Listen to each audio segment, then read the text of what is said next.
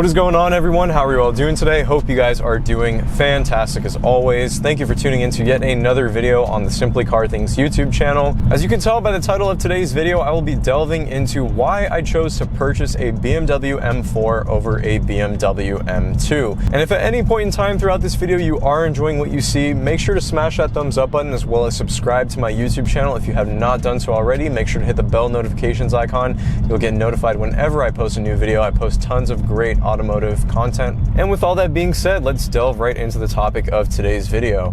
So for a good chunk of my viewer base, you guys will know that I came from a BMW M235i, and I owned that car for a little over a year. I was a 2 Series owner and I really enjoyed the M235i. It was an amazing car. It was fast, it was nimble, it handled well, and it was just such an awesome chassis and platform to build on. So I think the natural expectation for a lot of my viewer base was, okay, sell the M235i, get yourself into an M2. However, that wasn't the case, and there are 2 main reasons why. The first is gonna have to be pricing. Now, with the M2, there are 2 variants, so to speak, of the BMW M2. You have the OG M2, which was produced from 2016 to 2018, that features the N55 power plant, and it basically builds upon the M235i in a number of ways and is tailored for performance comprehensively. And then starting for the model year of 2019 all the way to present day, BMW unveiled the M2 Competition, which improved upon the standard M2 and features the S55 power plant, which is the same engine that is used in this car, and basically upped the M2 experience in a number of ways. With that being said, the price of an M2 Competition is still very expensive in today's market. It's very hard to find one, even under $50,000.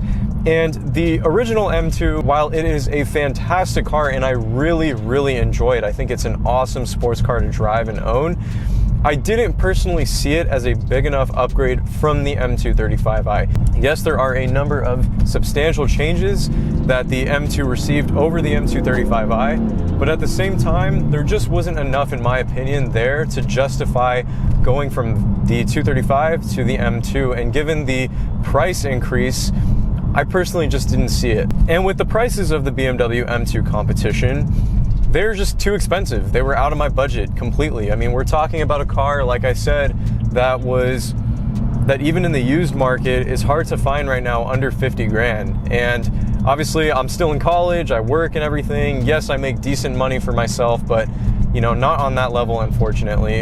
And a BMW M4 is just a fantastic bargain. In the used market, you can easily pick these up for in the mid $30,000 range. I got this one with 38,000 miles for $34,500, which is just, in my opinion, I literally cannot think of another sports car that is a better bargain in the secondhand market around that price range, because this car is so unbelievably capable. In terms of straight line performance, this thing hauls ass. The S55 is just insane, and that's another thing. I really wanted a car with an S55 in it.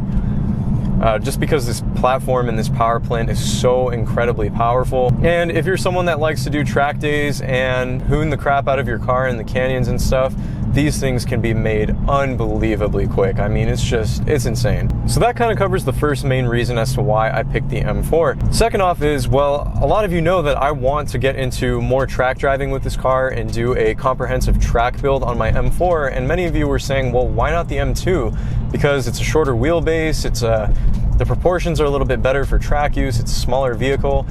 And yes, I do agree with that. The M2 is a more nimble car, I would say. There's no denying that. The M4 is a fairly big car for a coupe. With that being said, though, that doesn't mean the M2 is small by any means. In fact, the M2 Competition actually weighs about the same as an M4, and in some cases, I've even seen on scales, M2 Competitions weighing more than an M4, depending on the spec. For what it is, the M2 Competition is a very heavy car, and this is no disrespect to any M2 owners or the M2 itself, but in my opinion, BMW really needs to lighten that damn thing for its size. It should not be that heavy, and in my opinion, that's going to come with a significant performance compromise. In addition to that, there are also a couple other things that the M4 gets exclusively that the M2 and the M2 Competition do not get. For example, the carbon fiber roof. Personally, Not only do I think the carbon fiber roof looks amazing on these cars, but it also adds a significant weight advantage. And while you can spec an M2 as a slick top without a sunroof, the carbon fiber roof ultimately is superior. In addition to that, the M4 also gets a carbon fiber drive shaft, which the M2 does not get. The M4 also gets a carbon fiber resin trunk that also has an integrated gurney built into it for increased downforce. And there's just a lot of weight saving techniques that were put into this car that you don't necessarily get with the M2. And this kind of just adds to my point that it's just more car for the money. And when it just came down to looking at the pricing and looking at some of those things, you know, I really couldn't say no to the M4. Plus, it was just the car that had always been on my dream list.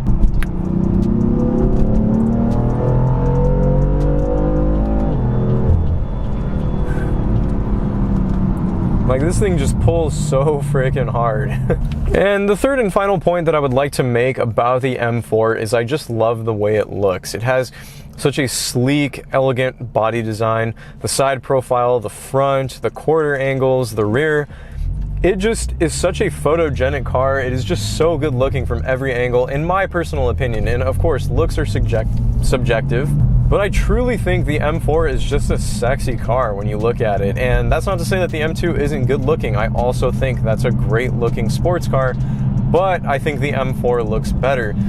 So pairing the overall superior looks, in my opinion, some of the extra weight saving measures, and the fact that the M2 is a very heavy car, that it weighs as much as an M4, and the absolute bargain market values for an M4, that is why I basically chose this car over the M2. And again, this is no disrespect to any M2 owners. I'm not saying the M2 is a bad car by any means, and I'm not saying the M4 is superior by any means. For me, this is my justification as to why I chose the 4 Series M car over the 2 Series M car. And I hope that makes a lot of sense to you guys. I hope that resonates with a lot of my audience, because I really, really love this car, and everything about it is so awesome in my opinion. But with all that being said, that's gonna wrap it up for today's video. That is my justification. If you enjoyed what you saw, please make sure to give me a thumbs up, as well as subscribe if you haven't done so already. And I'll catch you all in the next one. Thank you guys, take it easy.